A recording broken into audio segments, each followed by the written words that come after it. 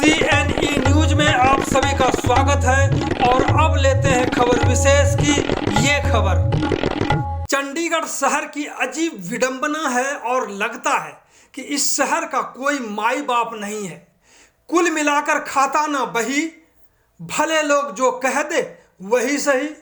यहाँ एक समस्या खत्म होती नहीं कि अन्य दूसरी समस्याओं को थोप दिया जाता है। वह भी समस्याएं तब आती हैं जब लोकसभा चुनाव आसपास में हो। विडंबना यह भी देखिए कि जिस व्यक्ति को चुनाव जिताकर लोकसभा में भेजा जाता है, बाद में जनता की समस्याओं को जानना तो दूर, उसका तो शहर में ही कोई अता पता नहीं होता। फिलहाल ई संपर्क, ई चालान, पार्किंग जैसी नई समस्याएं शहर के सामने खड़ी हो गई हैं। अब इसके ऊपर भी इससे भी बड़ी समस्याएं सुरसा की तरह मुंह खोलकर चंडीगढ़ शहर के सामने खड़ी हो गई है।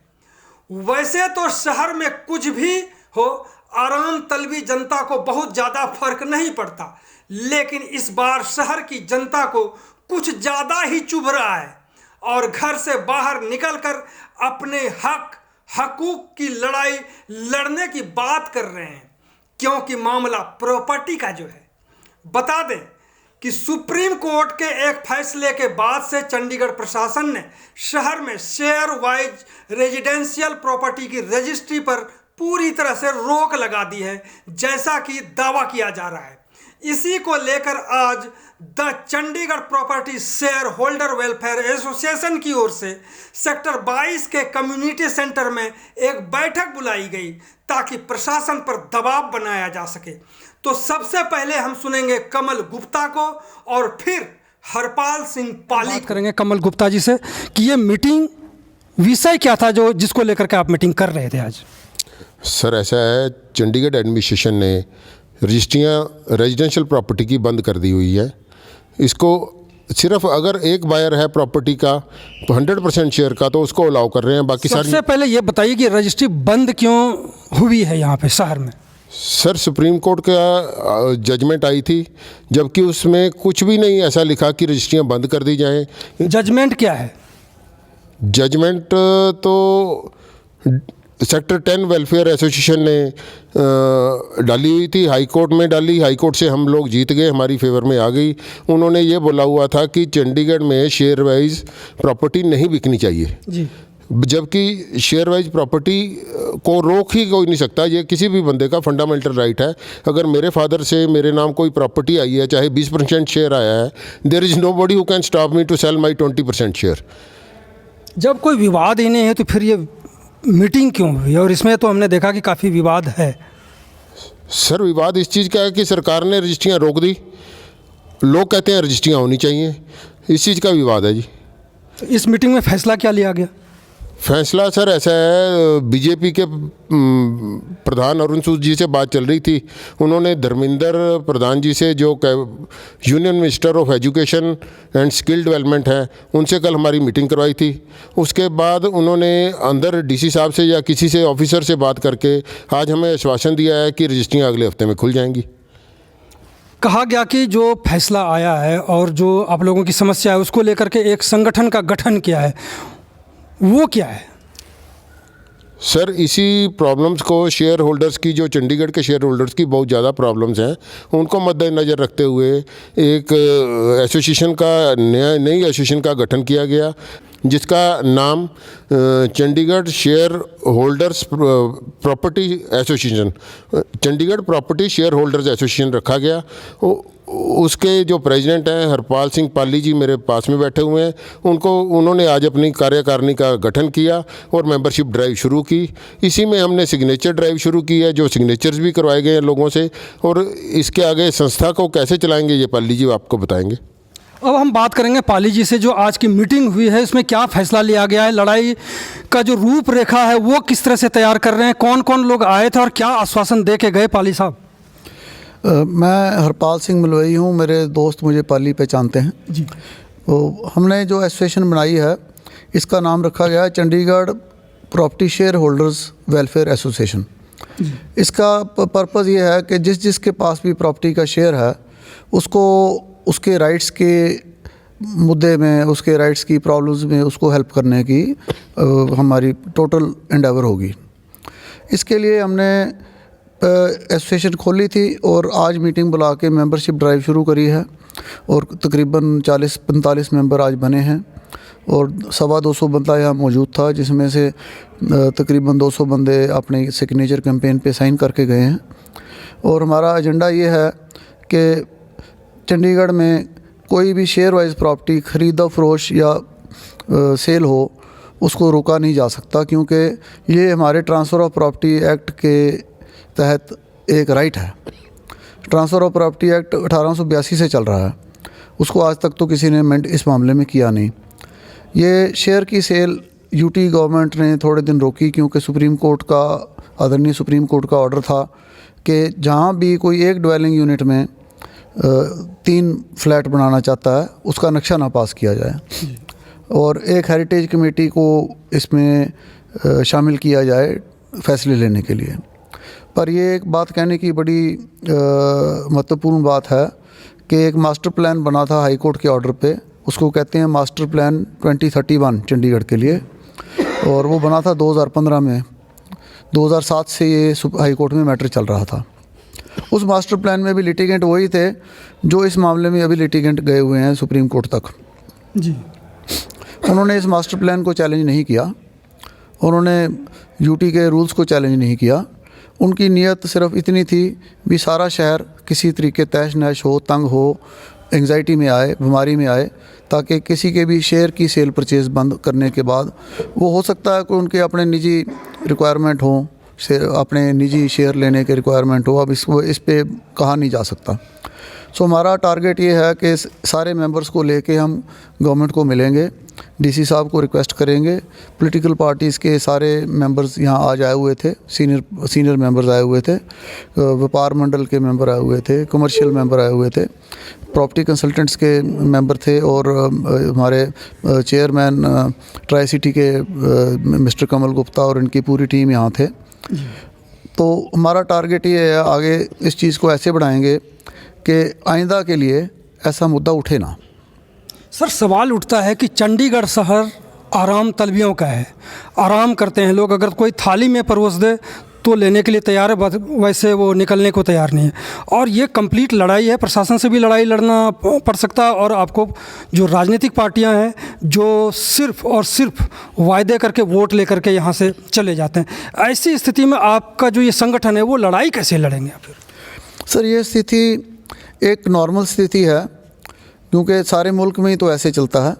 चंडीगढ़ शहर ज़रूर आराम तलबियों का शहर है, पर ये लोग जो चाहते हैं शेयर वाइज ना बिके, ये चंडीगढ़ शहर को बिल्कुल डेड सिटी बनाना चाहते हैं, ताकि टोटल आराम तलबी हो जाए, अमीर बंदे रहें, नौकरी खाना पीना खिलाएं, अगर खारिज करानी वो भी नौकर करे।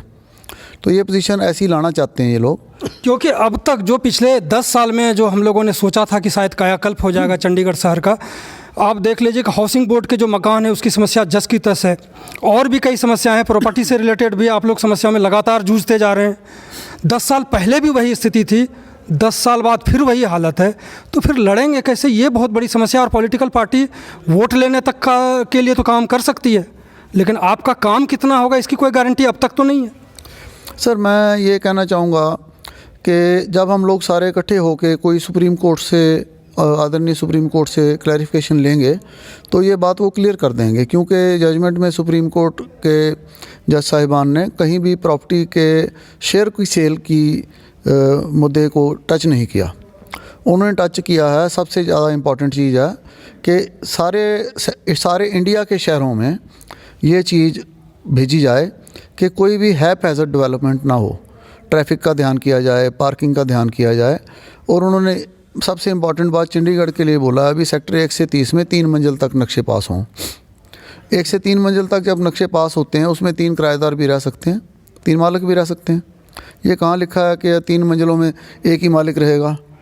एक समस्या और भी है जो लोगों से बातचीत हुई कि जो सुप्रीम कोर्ट में जब हम वकील खड़ा करते हैं तो मोटी रकम की ज़रूरत पड़ती है वहाँ पे फीस के तौर पर। वो फीस कई लोग पहले हिम्मत हार जाते हैं कि ये लड़ाई हम कैसे लड़ेंगे, ये फ़ीस बहुत बड़ा मसला है। देखिए, हमारे मामले में फ़ीस ऐसा मसला नहीं था, क्योंकि जो वकील साहिबान हमने किए हुए थे वो बड़े सिंपैथेटिक आदमी थे सारे, उनको चंडीगढ़ के लोगों की प्रॉब्लम समझ थी।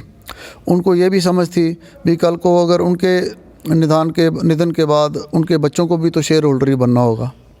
ऐसे कई एडवोकेट्स हैं जिन्होंने हमारे साथ दिया, और फीस की हमें डेफिनेटली इधर उधर से सब दोस्तों ने इकट्ठे किए, हमने खर्चे भी किए, पर ऐसी हमें महसूस नहीं हुआ कि बहुत मोटी रकम किसी ने मांगी हो। एक आध बार सुप्रीम कोर्ट के एडवोकेट्स ने कुछ हमसे एक्स्ट्राऑर्डिनरी अमाउंट बोला भी है, तो हमने अपनी प्रॉब्लम बताई, तो उन्होंने हमें बड़े अच्छी तरह बड़े कोऑपरेटिव नेचर से अपनी फ़ीस आधी से क्या तीसरे हिस्से से या चौथे हिस्से से कम ली।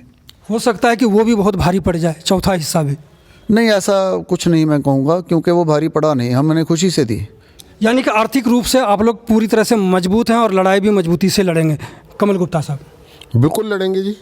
अगर हमें कोर्ट के अलावा धरना भी करना पड़ा, कुछ प्रोटेस्ट करना पड़ा, अब सारी जनता का, सारे रेजिडेंट्स का सहयोग हमारे साथ है, पब्लिक हमारे साथ है, जेन्युइन काज है, हम लोगों के लिए कहीं भी लड़ाई लड़ने के लिए तैयार है।